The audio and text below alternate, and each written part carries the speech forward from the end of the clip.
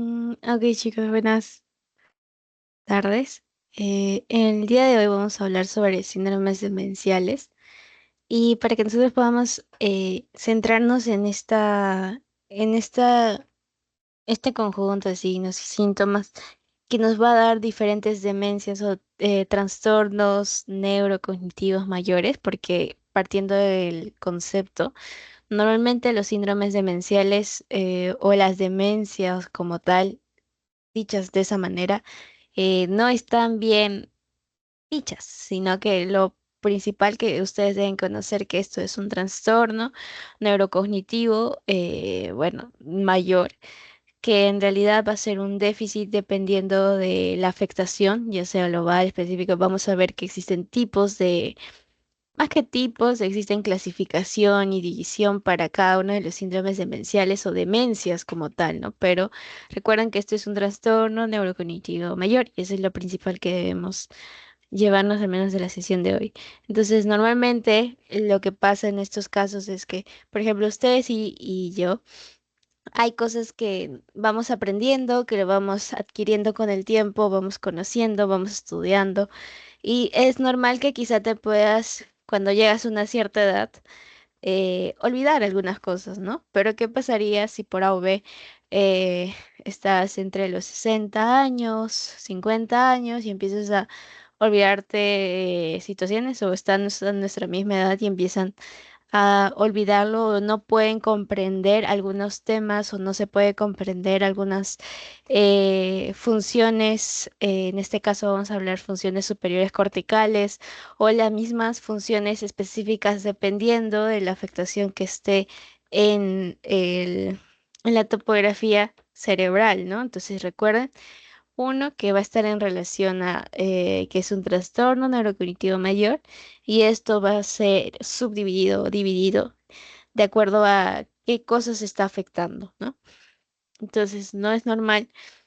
Vamos a ver algunos criterios que pueden ayudarnos a diferenciar entre los síndromes demenciales porque hay muchos y los principales para que ustedes ya como que lo vayan a diferenciar entre todos, ¿no? Entonces, principalmente es una enfermedad, recuerden que cuando hablen de síndromes demenciales, su principal enfermedad o patología va a ser la enfermedad de Alzheimer, ¿no? Entonces se recordarán o bueno, sabrán ustedes que actualmente es una patología muy estudiada, ¿no? Entonces normalmente al ser muy estudiada una patología se va actualizando mucho y se va actualizando en cuanto al tratamiento y se va descubriendo nuevas cosas, ¿no? Pero lo principal es que nosotros recordemos cuál es la clínica, porque en semio lo que nos importa es cómo viene mi paciente clínicamente, cómo lo puedo escribir, qué cosas le pregunto, ¿no? Entonces eso es importante.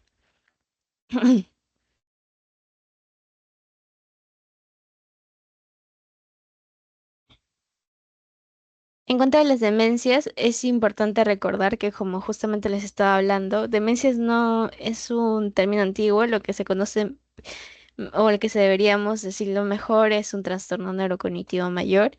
En este caso, se pueden clasificar estos trastornos neurocognitivos según uno, si es primaria, si es secundaria.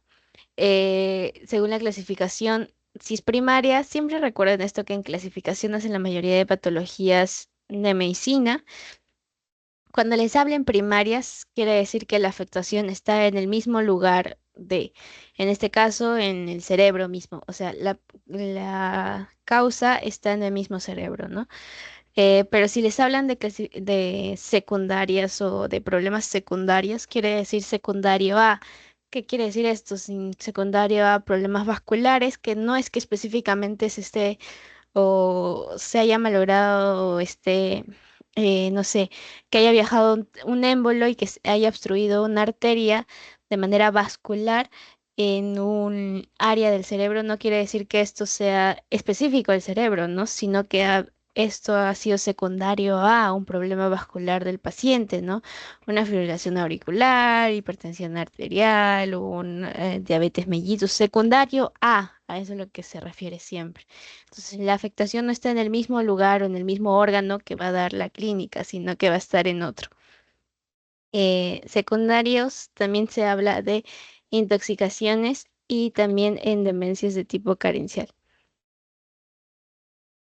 Eh, ya, esa es la clasificación que saqué de la clase, no sé si aún siguen siendo la misma, pero lo que sí me interesa bastante es que ustedes puedan diferenciar las demencias o trastornos neurocognitivos mayores entre el lugar de afectación. Es decir, la división específica va a ser si este se afecta a la misma corteza, al área cortical, o si afecta al área subcortical.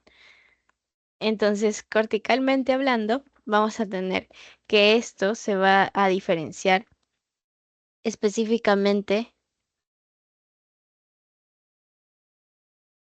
específicamente cuando hablamos de cortical, quiere decir, ¿a qué les hace referencia cortical? Para que no hables ahorita.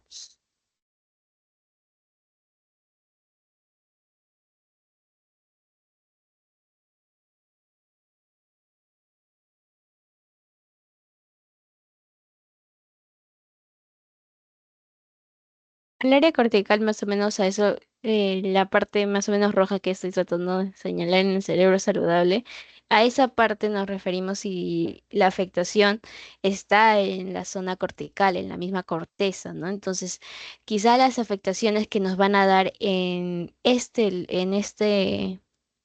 relación anatómica van a ser uno, la afasia, que más o menos recuerdan qué quiere decir afasia o qué problema me trae una afasia o qué es la afasia.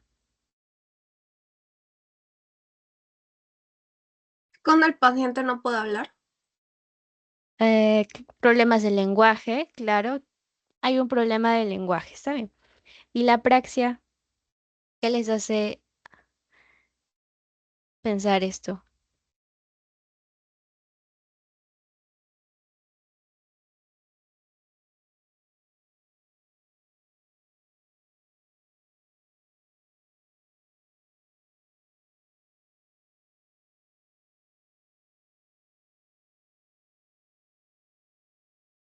Cuando les ponen a, en realidad es sin, ¿ya? Entonces, cuando les ponen, en realidad a quiere decir sin o que no tiene. Entonces, la fascia como tal es la capacidad de que la persona pueda expresarse, ¿no? Lenguaje específicamente. Y si te ponen a, fascia es sin lenguaje, por así decirlo, tal cual, traducido, ¿no?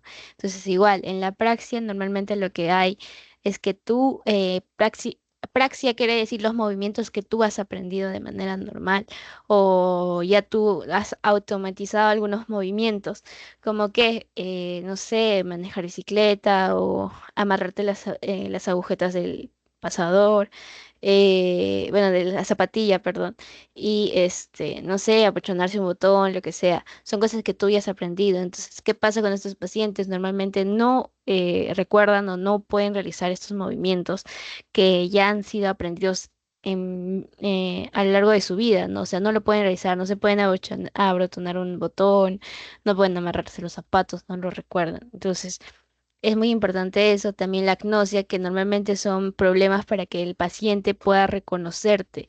Gnosia quiere decir conocimiento o conocer, solo esto ya.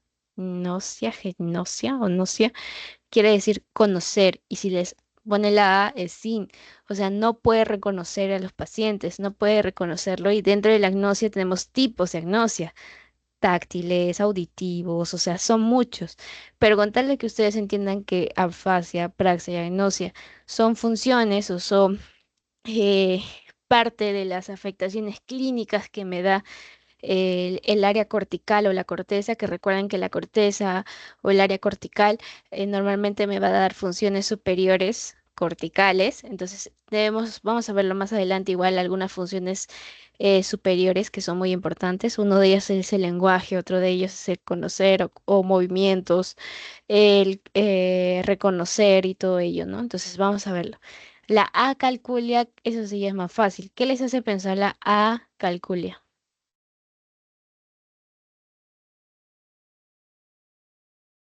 Problemas en hacer cálculos.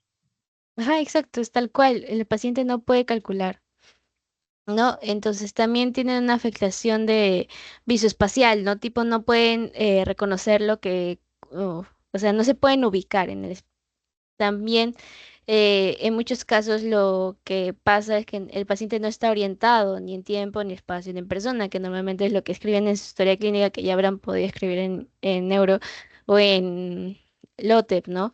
Que es la evaluación que tú realizas para que puedas hacer una orientación en tiempo, espacio y persona del paciente, ¿no? Le preguntas, ¿en qué le preguntarías si tú quieres saber la orientación en tiempo, espacio y persona? ¿Qué preguntas le harías? En tiempo específicamente, a ver.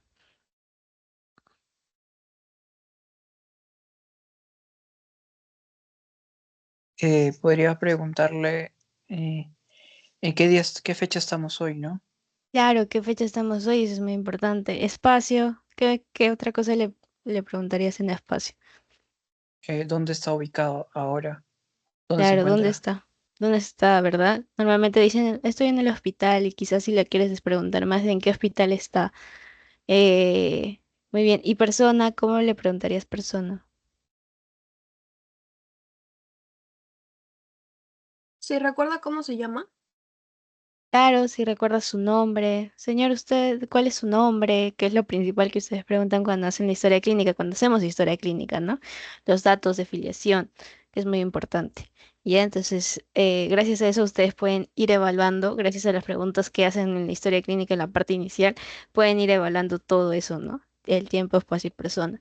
Entonces, normalmente los pacientes presentan un tipo de desorientación en tiempo, espacio y persona, ¿ya? Entonces, es muy importante que sepan diferenciar la clínica cortical, que afecta funciones superiores, y una clínica subcortical, que normalmente va a ser extrapiramidal y motor.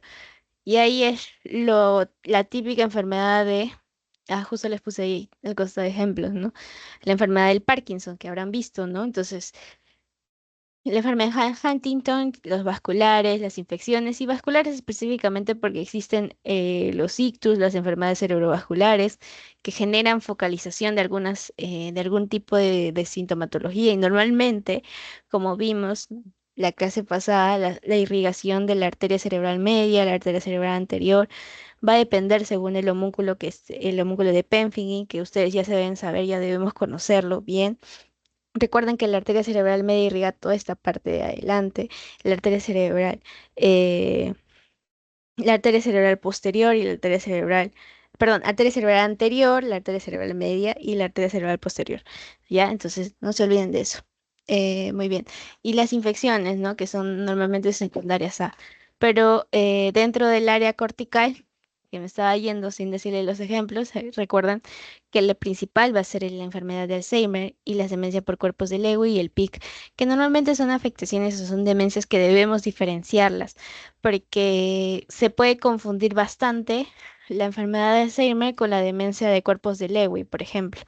Y lo principal que diferencia es la clínica, porque normalmente las demencias, de manera general, las enfermedades o los trastornos neurocognitivos mayores, normalmente su diagnóstico o su gol estándar va a ser anatomopatológico, ¿no? Y normalmente, ¿dónde se realiza esto? O sea, no puede, o sea, ¿cómo decirlo? No es fácil o no es posible como que biopsiar partes del cerebro, ¿no? No es como que como un hígado que puedes biopsiar una parte, ¿no? Que y se puede regenerar en el cerebro, no. Entonces, normalmente lo que hacen es el gol estándar de un diagnóstico de, por ejemplo, de una enfermedad de Alzheimer, es anatomopatológico, ¿no? Donde encuentras específicamente las placas beta amiloides. También encuentras los ovillos, que normalmente son características específicas de la placa que ellos miran, pero esto es en necropsia, ya cuando ellos ya lo ven, cuando el paciente ya ha fallecido, ¿no? Entonces, por ello lo digo, ¿por qué? Porque normalmente la clínica es la que me va a ayudar a dar el diagnóstico en estos síndromes demenciales. No necesitas en la mayoría de los casos no vas a necesitar más estudios, ¿no? Entonces es por eso que es muy importante que ustedes aprendan la clínica. Ya, muy bien. Y acá les traje un resumen de lo que justamente les habían puesto. Les ponen el cortical y subcortical, diferenciando que la cortical, anatomopatológicamente hablando, va, eh, va a incluir las lóbulos frontales, parietales y temporales, y el hipocampo, ¿no? En el área subcortical, núcleos grises profundos del encéfalo, y esa es la clínica más o menos que da, ¿no? En cada uno de ellos, la disartria, alteraciones posturales, depresión, afectaciones psiquiátricas, ¿no? Entonces, ya, terminamos la clase. No, mentira. Voy a dejar de compartir esto. Les voy a compartir un PDF que hice y que nos va a ayudar mejor a...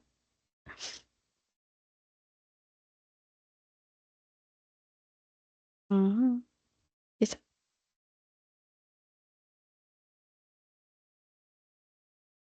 Ok, lo que estábamos hablando, ¿no? Los síndromes demenciales como tal. Bueno, esto ya lo hablamos, los síndromes demenciales, su definición.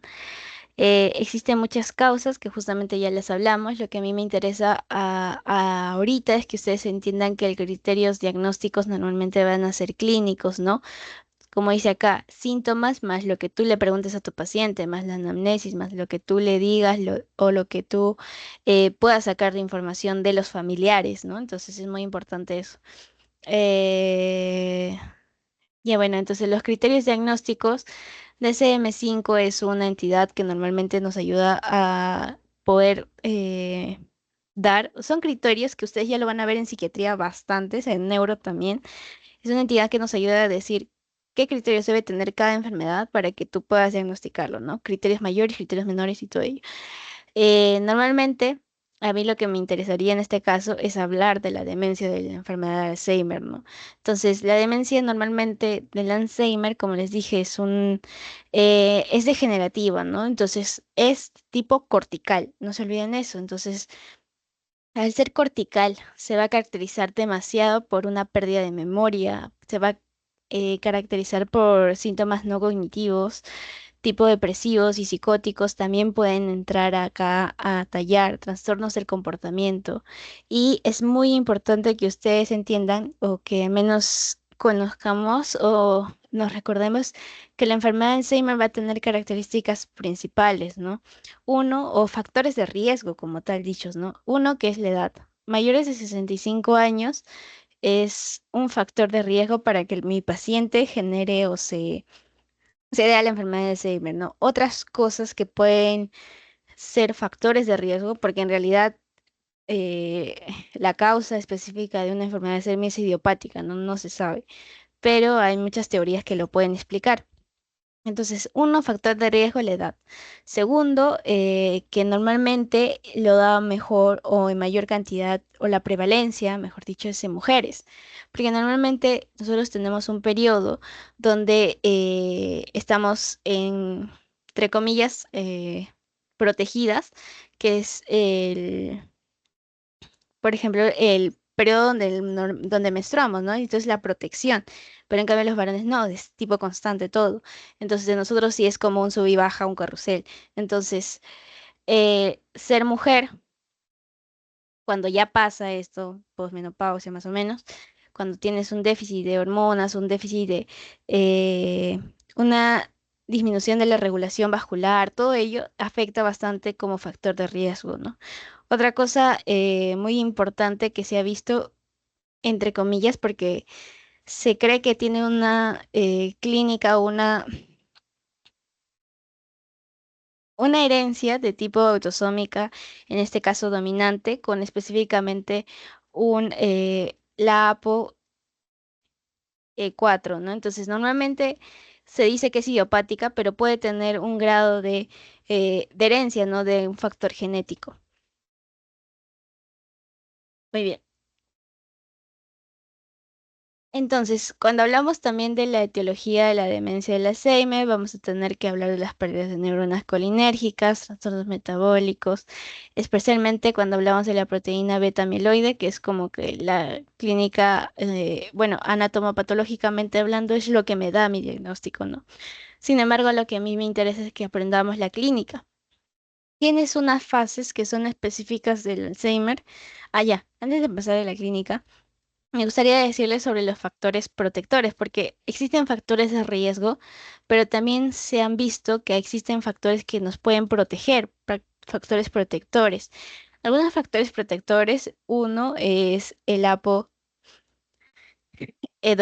y también se ha visto la terapia de reemplazo hormonal en mujeres, que sería un factor protector. Igualmente, el nivel educativo, pero en el sentido de que el paciente debe, o bueno, la persona debe ir aprendiendo constantemente, ¿no? Comprender, aprender más que memorizar, sino aprender cosas. Ese es como un protector para nuestro cerebro, ¿no? Un factor protector, el aprendizaje constante, ¿no? Muy bien. Eh, ya, entonces ahora sí. Conociendo eso, vamos a pasar a hablar sobre los factores o la clínica específicamente de la enfermedad del Alzheimer.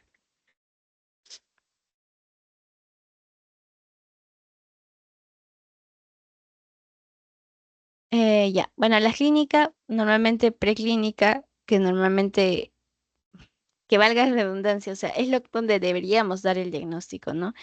Y recuerden que el paciente va a venir uno, o bueno, más que el paciente van a venir los familiares diciendo que la persona con sospecha de esto, ha perdido la memoria o pierde la memoria de tipo anterogrado. ¿Qué quiere decir anterogrado? ¿Recuerdan o saben?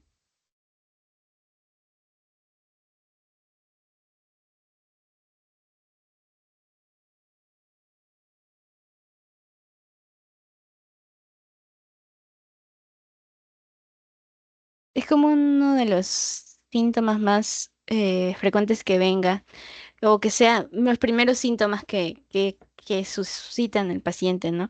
La memoria anterogrado es la que se afecta. ¿Qué quiere decir anterogrado?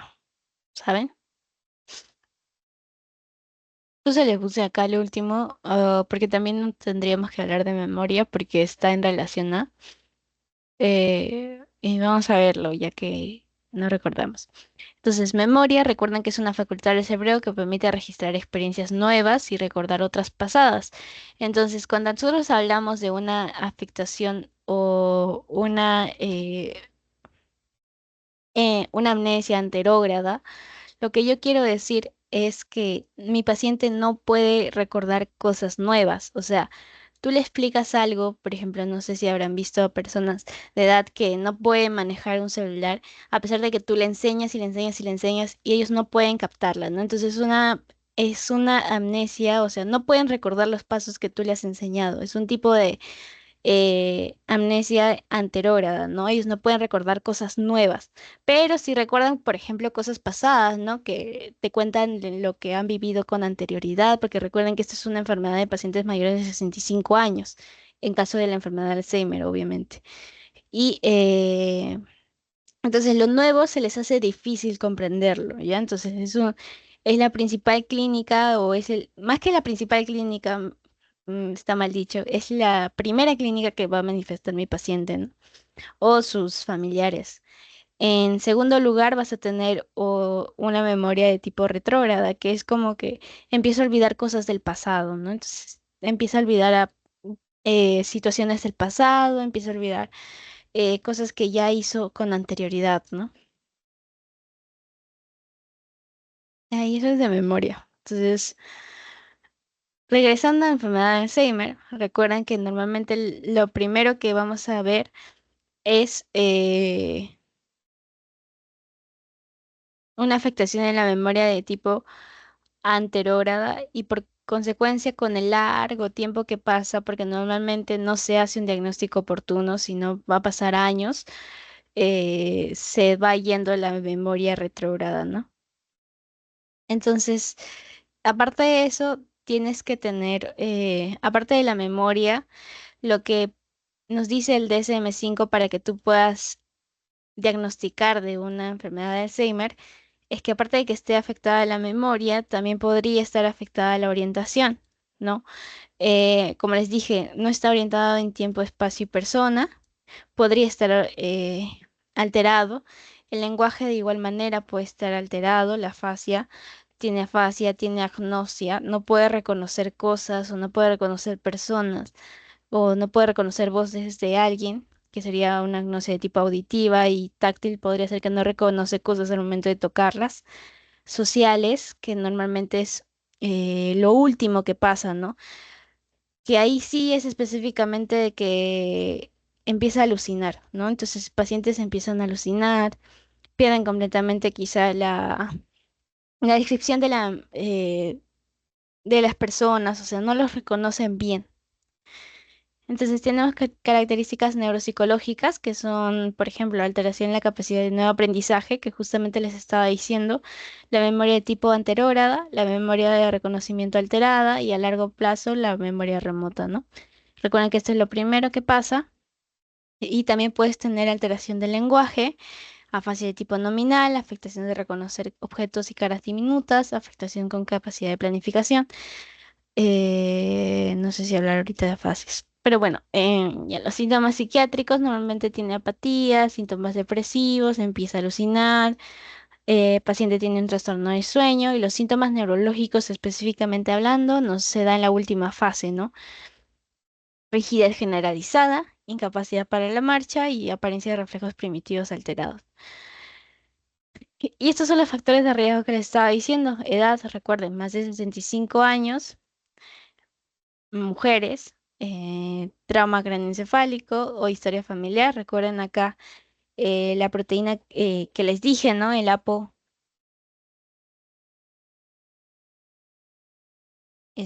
Entonces, el síndrome de Down, historia familiar. Normalmente se van a diferenciar en estadios, ¿ya? Entonces, uno va a ser temprano, moderado y severo. Y normalmente lo que les van a preguntar, si por AV les preguntan, sería cuáles son los síntomas de cada uno, ¿no? Entonces, recuerden que en primer lugar podría alterarse la memoria reciente, la famosa memoria, o de otra manera le pueden poner la memoria anterógrada, porque son cosas que el paciente recién está aprendiendo, o sea, recién está queriendo conocer o queriendo aprender algo, pero no se lo va a poder aprender, ¿no? Entonces recuerden, es lo primero, la temprana, en los estadios tempranos se da la memoria anterógrada. En medio moderado, que normalmente pasa leve, temprano y leve, 1 a 3, moderado de 2 a 8 años, se desorienta en tiempo y espacio, tiene una fase de comprensión. Recuerden qué tipos, la fase de comprensión, no sé si recordarán, se relaciona con la fase de Broca de Wernicke, ¿saben? O sea, si está alterada la comprensión.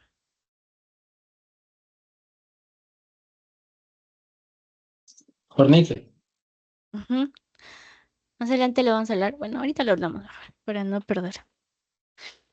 También vamos a hablar de afasias, o sea, porque es parte de las afasias que nosotros tenemos o vamos a ir dividiendo. Recuerden que es la pérdida o trastorno de la función del lenguaje como resultado de una lesión cerebral. Recuerden que normalmente va a depender de las áreas que estén afectadas. Recuerden las áreas de Brougham. Ya, entonces, específicamente, fisiopatológicamente hablando, ahí está para que ustedes lo puedan leer, pero afecta la escritura, la palabra, la comprensión. Dependiendo de las causas, etiológicamente hablando, vamos a tener afasias de tipo transitorias, vamos a tener afasias con repetición alterada, y la que me interesaría que ustedes eh, aprendan sería la afasia de tipo de Broca. Recuerden que la afasia de tipo de Broca, normalmente lo que pasa existe una lesión en la circunvolución frontal inferior del hemisferio dominante. ¿Qué área de Brodmann está en relación a la fascia de Broca, saben?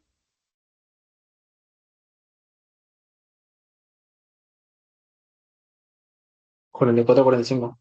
Ujú, no se olviden de esas preguntas de examen, a veces las... No en semio, pero les pueden hacer en neuro. Eh, a fase de Broca, recuerden, 44 y 45. Y por consecuencia, la fase de Wernicke, ¿qué áreas están afectadas? Que también es típico que les pregunto. ¿Qué áreas de Brodmann?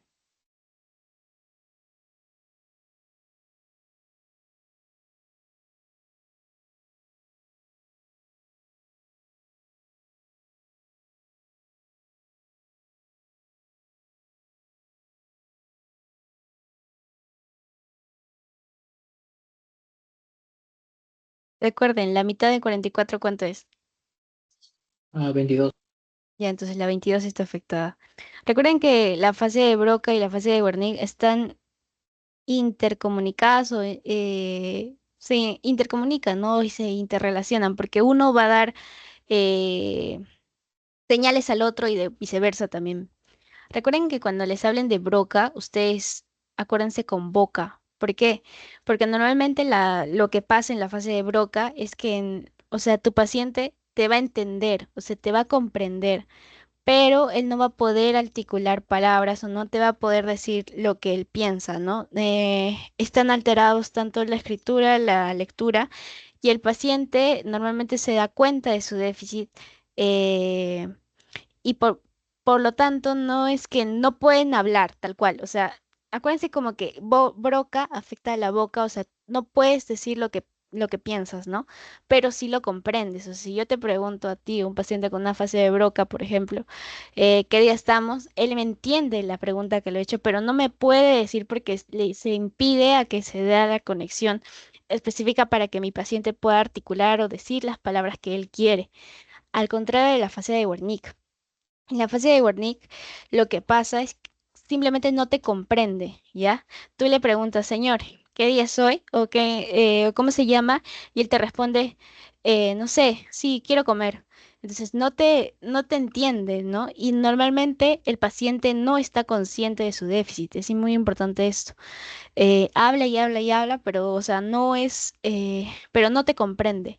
La comprensión está alterada, que es lo principal, ¿no? No está consciente de su déficit, no me comprende, o sea, no te va a comprender lo que tú le digas. En cambio, en la fase de tipo de Broca, lo que está alterado acá es lo que él pueda hablar, o sea, en la boca, recuerden. Lo que él pueda decirte no te lo va a poder decir, porque ahí está alterada la fase de Broca, pero sí te va a comprender, ¿ya? Entonces la comprensión de lo que tú le digas, lo que tú le hables, va a ser normal, está bien, ¿ya?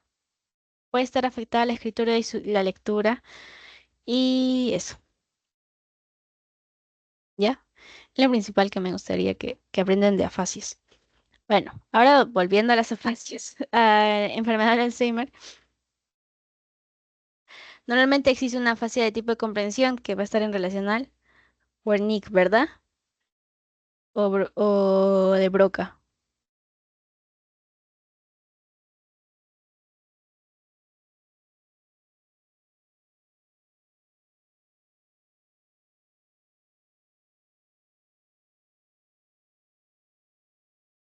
¿Qué tipo de afasia, chicos? Wernicke, Broca, en este caso. ¿Cuál creen?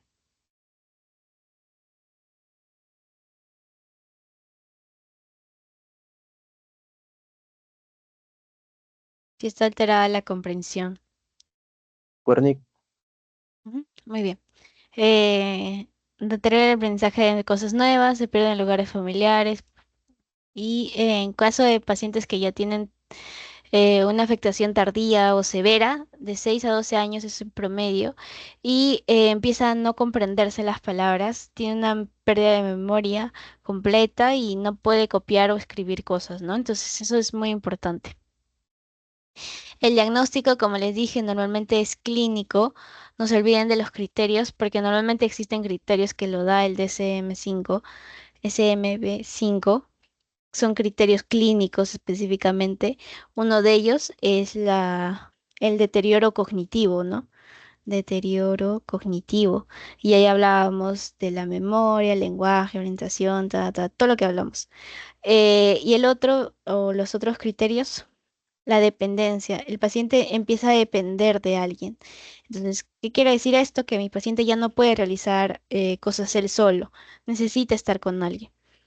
Y es importante que también entiendan que el diagnóstico en una enfermedad del Alzheimer es de tipo eh, de descarte. ¿Qué quiere decir de descarte? Es que tú has buscado otras patologías, otras causas que te expliquen la afectación de tu paciente, pero no las has encontrado y por consecuencia, la única que te quedaría es decir que es una enfermedad de Alzheimer con los criterios que tengas, ¿no? Con los criterios clínicos. Muy bien, es lo otro que no sea delirium, porque recuerdan, ¿saben qué es delirium?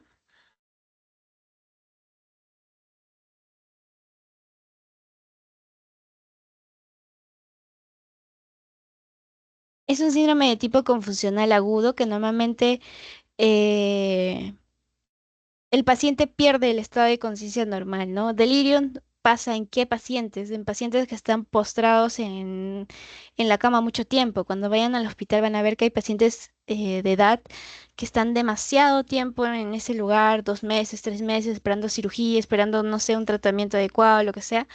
A ellos, a esos pacientes normalmente lo que le pasa es el delirio, ¿no? Entonces, debes descartar esas causas o esas patologías para que tú recién empieces a hablar de una enfermedad de Alzheimer. Recuerden también que en la enfermedad de Alzheimer el estado de conciencia es, en un principio, está bien. Bueno, siempre está bien, ¿no? El estado de conciencia. O sea, el paciente te está consciente, por así decirlo. No es que esté delirando, no es que tú tengas un trastorno de conciencia específica, ¿no? No, el paciente está con un estado de conciencia bien, ¿ya? O bueno. Y el D es que descartes lo que les dije, ¿no? Descartar. Descartar otras patologías, ¿no? Depresión, esquizofrenia, según la edad del paciente, ¿no? Mayores de 65 años. Oye, y esos serían como que los criterios importantes. Ya. Y acá le salen un examen físico completo, preguntas acerca de la historia clínica, pruebas de función mental, tomografía.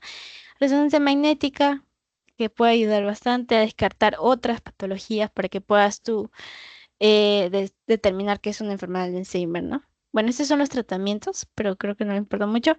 Lo que sí me interesa es que aprendan a diferenciar la enfermedad de Alzheimer con la demencia de cuerpos de Lewy.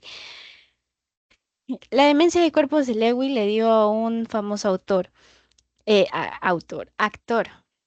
que no sé si lo han visto, en, hace de Pat Adam, Ah, es un autor que lo confundieron que tenía Alzheimer, pero en realidad tenía una demencia por cuerpos de Lewy. Pues es el actor que ahí está que puse en mi este actor duro de matar, pero creo que no, no es, no sé si es él.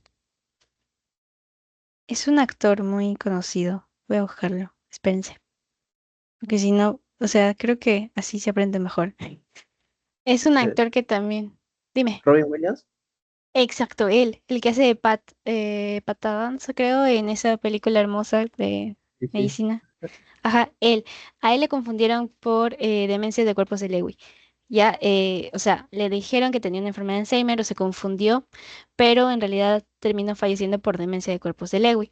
Entonces, normalmente lo que pasa en una demencia de cuerpos de Lewy es una demencia de tipo degenerativa primaria subcortical. Ya, eh, y lo principal que creo que me gustaría que aprendan es que la demencia de cuerpos de Lewy se da en pacientes. Dime.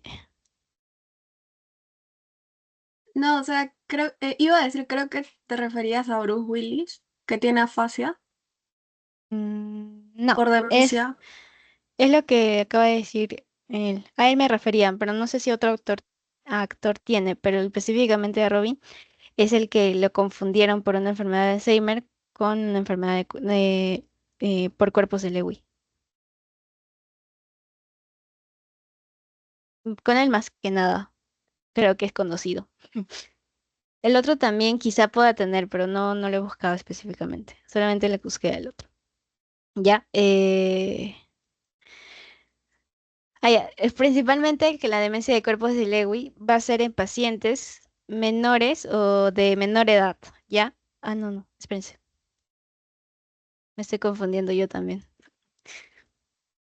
Ya, recapitulemos, borren eso. La demencia de cuerpos de Lewy se confunde bastante, pero deben entender que aquí la clínica es de tipo extrapiramidal. ¿Qué quiere decir extrapiramidal? Quiere decir con afectaciones de tipo motoras, eh, que es la principal eh, forma de que tú puedas diferenciar entre una enfermedad de Alzheimer con una enfermedad de demencia de cuerpos de Lewy. Porque si se dan cuenta, clínicamente hablando, tiene alteraciones en la conciencia, fluctuaciones a nivel de conciencia, tiene afectaciones de la memoria, tiene alucinaciones visuales, que también lo vimos en la enfermedad de Alzheimer. También tiene pérdidas, episodios sincopales, perdón, y demencia como tal, ¿no? Pero a lo que voy es que lo principal es que demencia de cuerpos de Lewy, tú puedes diferenciarlo con la enfermedad de Alzheimer porque la demencia de cuerpos de Lewy hace una clínica extrapiramidal desde el inicio, ¿ya? Clínica extrapiramidal del inicio. En cambio, en la enfermedad de Alzheimer, progresivamente se puede ir dando dependiendo del daño que tenga en estadios finales ya quizá, pero en la demencia de cuerpos de Lewy, la afectación extrapiramidal es como inicial, ¿no? Empiezan los síntomas de pérdida de memoria con afectaciones extrapiramidales, ¿ya? Y también se acompaña bastante, obviamente que extrapiramidales quiero referirme a las funciones motoras, ¿no? Afectaciones en las primera, segunda motoneurona, ¿no? Entonces, afectaciones motoras, ¿ya? ¿Qué más? Clínica psiquiátrica, que también lo puedes encontrar en la enfermedad de Alzheimer. Pero lo principal es esto. Tiene una clínica extrapiramidal desde el inicio, ¿ya? Es lo principal. Y bueno, esta es la tercera causa de demencia. Fisiopatológicamente hablando, puedes encontrar una degeneración de citoplasma, de neuronas. Lo principal es esto, que empieza o inicia con clínica extrapiramidal, ¿ya? Es lo principal. Inicia, puede ser a la vez con pérdida de memoria retrógrada o anterógrada, perdón, anterógrada, pero a la par va yendo con clínica extrapiramidal, que es la principal forma que tú puedes diferenciar de la demencia de cuerpos de Lewy con la enfermedad de Alzheimer. Porque si se dan cuenta, la clínica va a ser muy, muy parecida, ¿ya? Y si les preguntan a ustedes cuál es la forma en que ustedes, valga la redundancia, cuál es la forma en la que pueden ustedes dar diagnóstico a una demencia de tipo, bueno, en este caso de una enfermedad de Alzheimer, ¿cuál sería su respuesta? O sea, diagnóstico en pacientes o personas vivas, ¿no?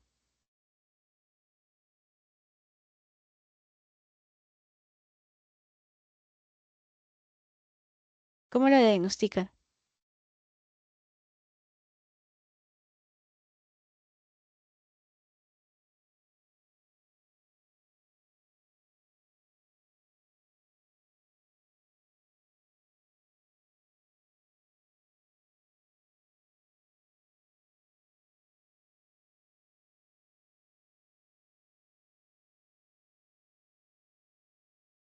Chicos, ¿cómo se diagnostica una trastorno neurocognitivo mayor, específicamente enfermedad de Alzheimer? ¿Cómo lo diagnostico?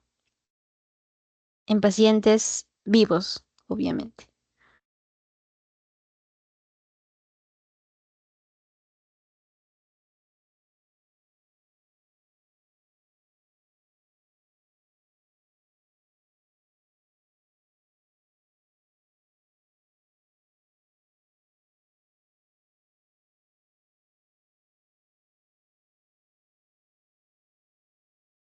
Clínica, ya chicos, clínica. Gracias al DSM-5, clínicamente tú vas a poder diagnosticar una enfermedad de Alzheimer. No se olviden, clínica.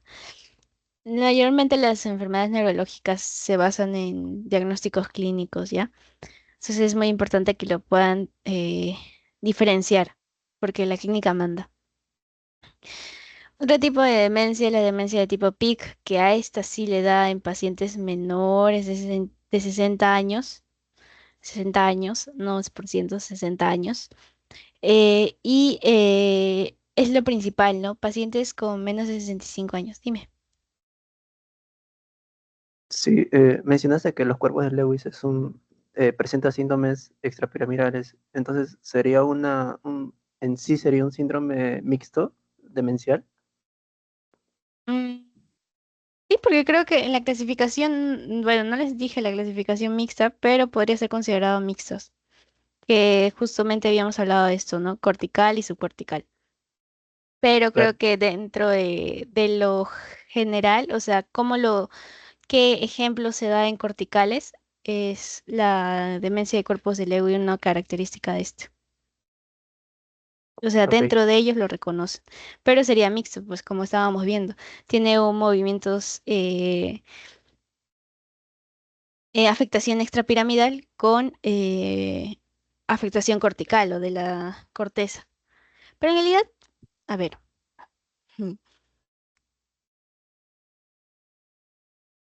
Si por A ve en su clase, bueno, según lo que veo, también en el libro de la Argente lo ponen eh, la demencia de cuerpos de Lewy, que también es llamada frontotemporal, en las demencias de tipo cortical. Así que la mixta solamente lo ponen la vascular y la esclerosis múltiple. Entonces, si por A o B o sea, nos ponemos a filosofar, podría ser diferente, ¿no? Pero recuerden que si solamente afecta a la corteza y funciones superiores, ahí hablamos de Alzheimer y por consecuencia también a la demencia de cuerpos de Lewy, ¿no? Entonces, no se confundan en eso. En el argente también está como parte cortical, no solamente la afectación.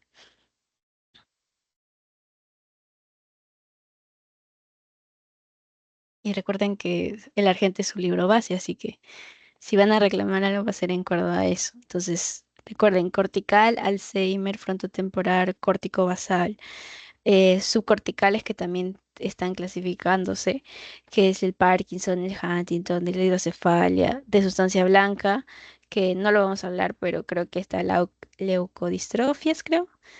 Y la mixta, que sí es vascular fijo. Entonces, eso sí, sí podría estar. Ya. Entonces, hablando sobre la demencia de PIC o degeneración frontotemporal, eh, vamos a tener que recordar que estos son en menores de 65 años. Normalmente la afectación está en el comportamiento, ¿no? Y psiquiátricos. O sea, el paciente viene con problemas de comportamiento y psiquiátricos. ¿Por qué creen que tenga una afectación del comportamiento y psiquiátricos?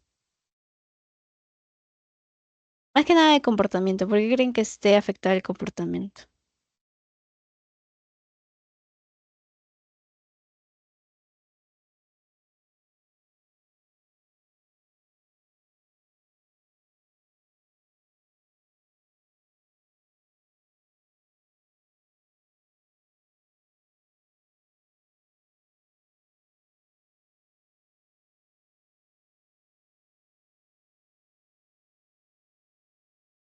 Porque la afectación Eh, es la...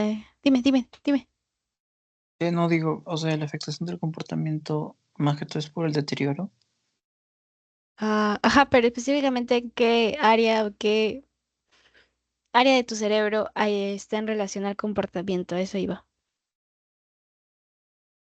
O sea, sí, está bien, se deteriora, pero ¿qué parte de tu cerebro? ¿Todo tu cerebro? El frontotemporal. Ajá, la afectación frontotemporal, más que nada la frontal, es la que te da problemas de comportamiento, porque justamente ahí está ubicado cómo tú te comportas, ¿no? Tipo todo lo que has aprendido, todo lo que has hecho. Entonces, comportamiento de tipo compulsivo porque se afecta, ¿qué? La área frontotemporal. Y ese es otro nombre que le dan a la demencia de tipo de PIC. El diagnóstico, biopsia, como les dije, sería el gol estándar, pero nosotros nos guiamos de la clínica, ¿no? Porque es muy difícil hacer una biopsia al cerebro. También demencia por parkinsonismo. Recuerdan que esta es una demencia de tipo degenerativa de tipo mixta, primaria mixta, que es la... Bueno, acá dice primaria mixta, pero yo había visto que en el Argente les ponían la clasificación de demencia según criterio topográfico, le ponían subcorticales, ya el Parkinson. Pero la demencia de tipo de Huntington, que es mixta, le ponen acá. Bueno, lo pongo yo. Qué raro. Ya, lo que me importa es la demencia de tipo vascular, que esta sí es mixta, fijo. Entonces, la demencia de tipo lesiones cerebrales causadas por demencia de tipo vascular tiene va a depender de la ubicación que esté afectándose, ¿no? Tipo, el coágulo de sangre bloquea y de acuerdo al bloqueo que exista en esa área va a dar la sintomatología, ¿no? Y normalmente recuerden que la vascular es por infartos lacunares, es decir, zonas estratégicas, se da en el 20% de las enfermedades cerebrovasculares y también que va a progresar muy rápido, ¿no? No es que una demencia de tipo vascular no es que no se va a notar como en una enfermedad de Alzheimer que va a durar años para que tú lo notes, ¿no? Sino que progresa muy rápido, menos de 2 años, así. Y en la resonancia magnética te puede ayudar a diferenciar que tienes lesiones en varias áreas del cerebro, ¿no? Lesiones orgánicas. Y recuerden que la vascular o demencia de tipo vascular me va a dar focalización. ¿Qué quiere decir focalización? Que normalmente va a depender justamente de la arteria que esté tapada para que te dé a la afectación, que se genere la isquemia de esa zona del cerebro y de acuerdo a eso te va a dar una sintomatología específica. ¿Ya? Este es otro tipo de demencia dentro de las vascular, multiinfartos. Esta es la tipo secundaria.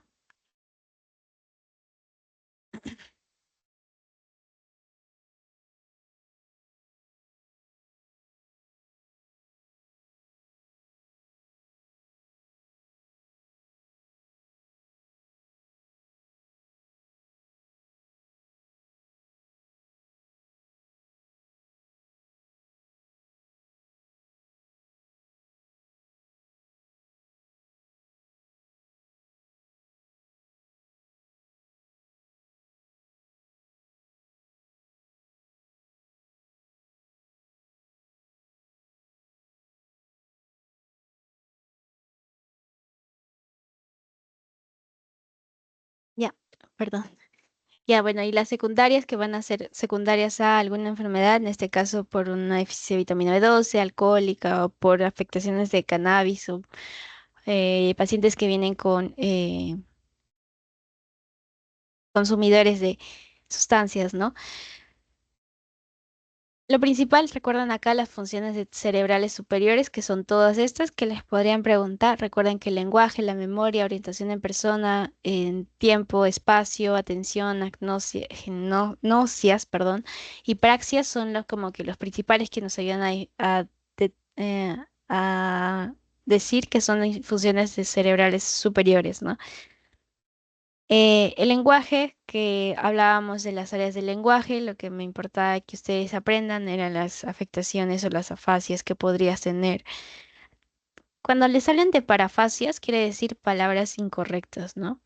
Y ahí está la literal, la fonética, verbal, semántica, ¿no? Y cuando les hablen de anomias, se presenta cuando hay una dificultad en encontrar la palabra que tú buscas, ¿no? Tipo dices, quiere decir, o sea, quieres definir ese objeto, pero no lo no puedes encontrar la palabra, ¿no? Circunloquios, que normalmente se relaciona con palabras que estás buscando y que tipo no te ayudan a acceder a ella. La repetición, bueno, eso.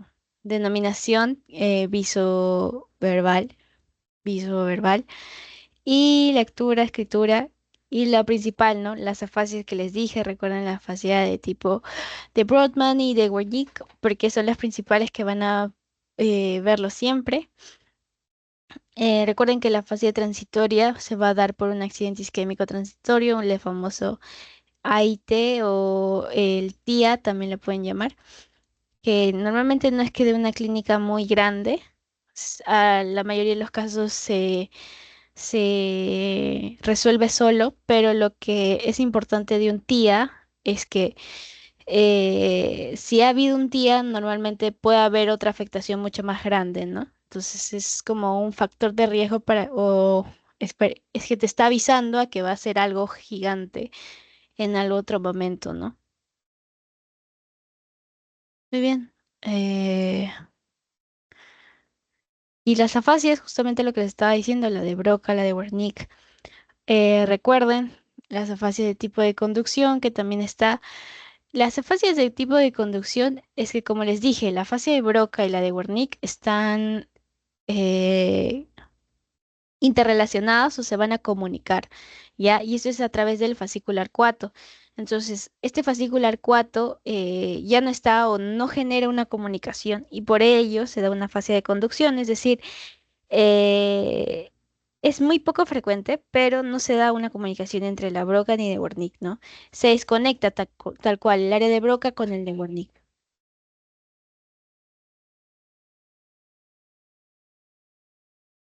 Muy bien, y estas son las afasias de tipo con repetición conservada. Las que vimos acá arriba son las afasias con repetición alterada.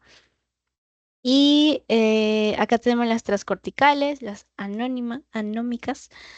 Y bueno, la memoria que ya vimos, que es memoria anterógrada, perdón, y la retrógrada, la lacunar. También existen los tipos de memoria, ¿no? Recuerdan a largo plazo, declarativa, no declarativa implícita o episódica, la semántica.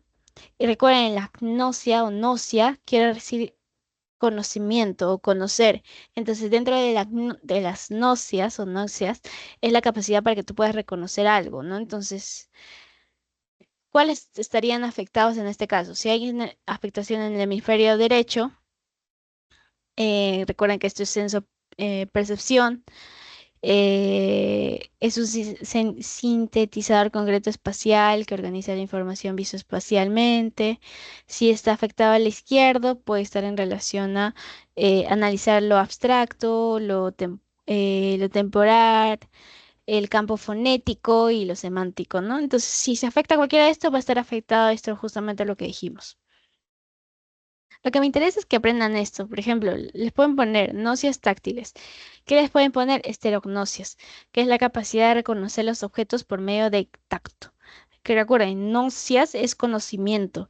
Estero relaciona a táctil. Y astero es con sin reconocer.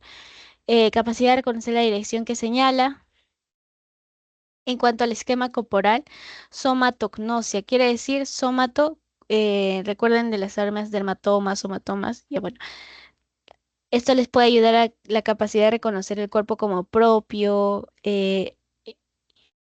y lo visual, que es otro tipo de gnosia, que no lo vas a poder reconocer, ¿no? Visualmente.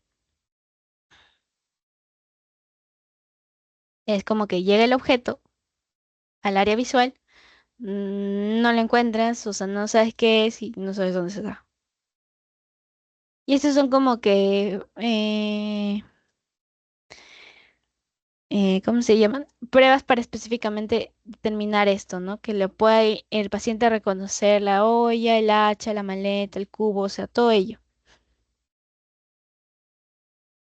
Las praxias, no se olviden que las praxias es una habilidad motora aprendida con una dificultad determinada. Recuerden que es la pérdida cuando se habla de apraxias. Cuando le salen a es que está sin o ha perdido esta característica, ¿no?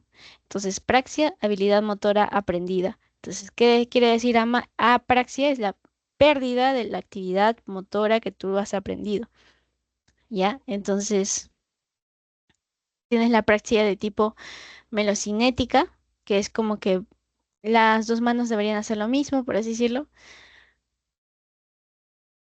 La praxia de tipo constructiva le dices al paciente que pueda realizar objetos o pueda hacer lo mismo si, por ejemplo, están alterados, no puede dibujar una casita y así le muestras este objeto y el paciente dibuja otros, ¿no? Praxia de marcha, praxia de vestir. Muy bien. Y eso es lo principal o lo que quería que que veamos el día de hoy. Les voy a compartir el post-test para que lo... Si tienen alguna duda, me avisan para volver a ver un punto o lo que sea.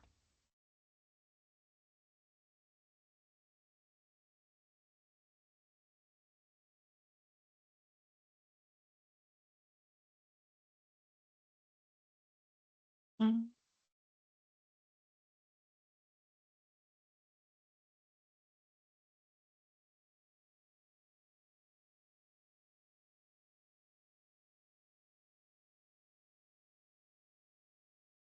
Me dicen si pueden rellenar el post-test, por favor.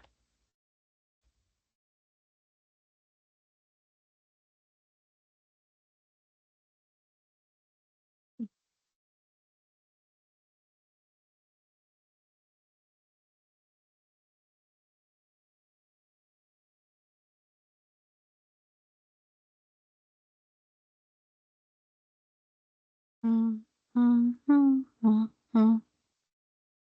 Ya, esos son los... Recuerden que el Argente es su libro base, entonces en el Argente yo vi que la clasificación o la etiología de las demencias normalmente lo dividen en uno si topográficamente, otro la causas, etiología, y otro si son reversibles o irreversibles, ¿no? Entonces quizá les puedan preguntar eso. También hay algunas pruebas específicas para que tú puedas determinar si hay una enfermedad de Alzheimer y una de ellas, no sé si les puedan preguntar o no, pero es el mini mental. No sé si lo habrán visto o habrán escuchado hablar. El mini mental te ayuda bastante a poder diagnosticar una demencia, bueno, una enfermedad de Alzheimer, ¿no? Porque ahí ves qué es lo que está fallando en tu paciente. Si está fallando la orientación, si está fallando el recuerdo, si la atención, si escriben o bien, todo eso, ¿ya?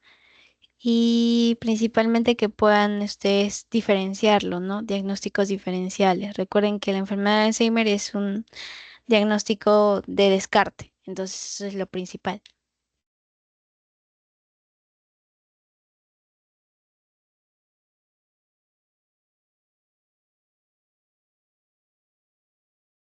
También es importante que cuando hagan la historia clínica, ustedes le pregunten al paciente, ¿no? Todo lo que crean que es necesario, ¿no? Principalmente alguna enfermedad subyacente, si tiene hipertensión arterial, diabetes, porque como habíamos dicho, es visto en el vascular, nos ayuda bastante. Igual que si consume o no algún tipo de sustancia, ¿no? Tabaco o sustancia, como habíamos visto, o drogas específicamente, ¿no? Es importante que puedan ver si tiene temblor, si tiene mioclonías, eso especialmente, ¿no?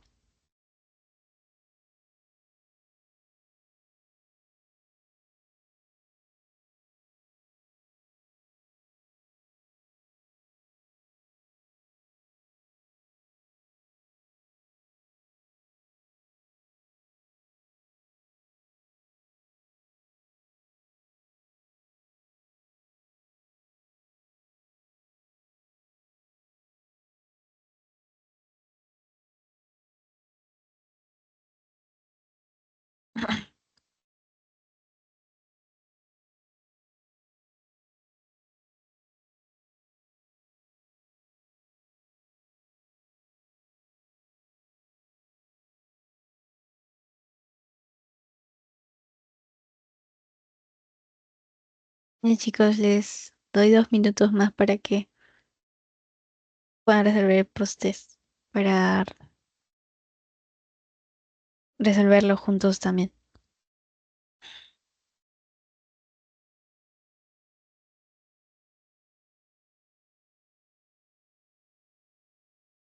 En sí está fácil porque creo que en neuro específicamente es que tú puedas diferenciar la clínica y que puedas tener los términos súper claros para que nos ayude bastante, ¿no? nos ayude porque sí.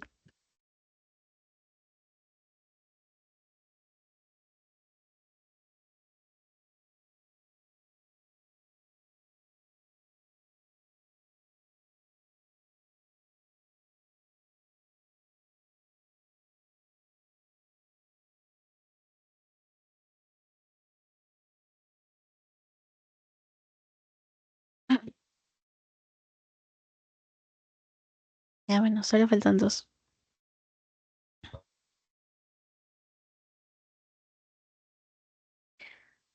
Ya. Recuerden que es importante que ustedes puedan diferenciar de la zona cortical y la zona subcortical, ¿no? Entonces recuerden, son características de la eminencia cortical, ¿cuáles son? Afecta a la corteza, el lóbulos frontales, parietales, temporales. En cambio, extrapiramidal quiere decir con la afectación de la subcortical eh, y núcleos grises o motores es más que nada subcortical, ¿no?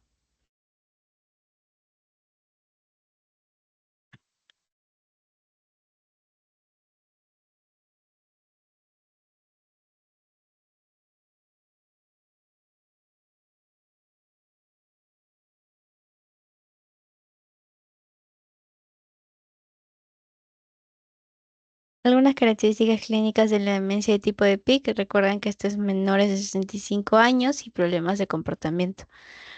La focalización e infartos lacunares hace relación a problemas vasculares y extrapiramidal desde el inicio. Recuerden que esto es en relación a la demencia de cuerpos de Lewy que les estaba tratando de explicar.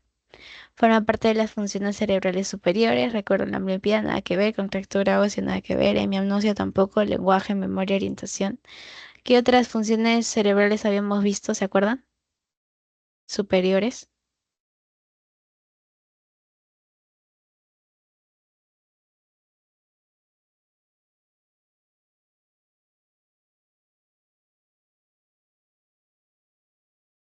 ¿Se acuerdan las otras funciones cerebrales superiores?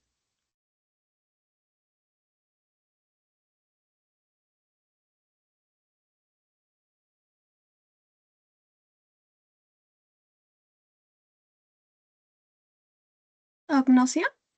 Ujú. ¿Qué más?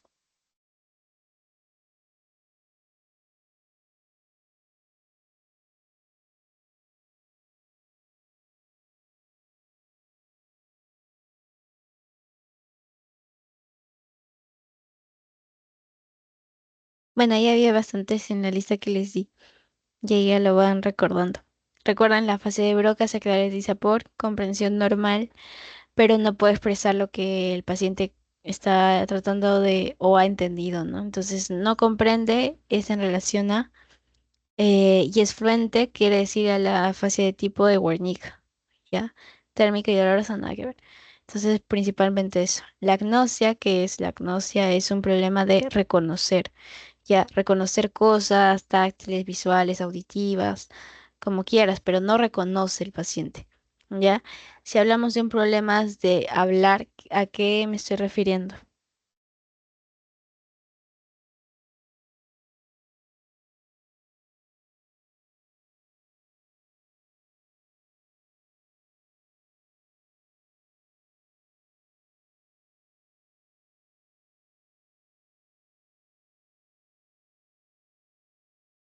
Entonces, no puede decir las palabras a la fase de tipo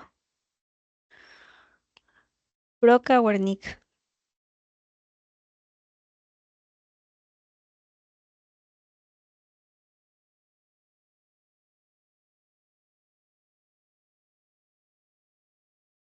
Problemas para hablar. ¿Cuál es? O sea, no puede decir las palabras, no las puede articular. ¿Qué afasia podría ser esa? ¿De Broca, de Wernicke? Broca. Broca. Muy bien, Broca, de boca. No les van a poner problema de Broca. boca, ¿no? Ajá, excelente. No les van a poner problema de boca, pero les van a poner, no puede articular palabras, no puede hablar. En cambio, problemas de comprensión, ahí hablamos de Wernicke. ¿Ya? No se olviden. Ya, chicos. Gracias, eso es todo. Muchas gracias. Gracias, Yadira.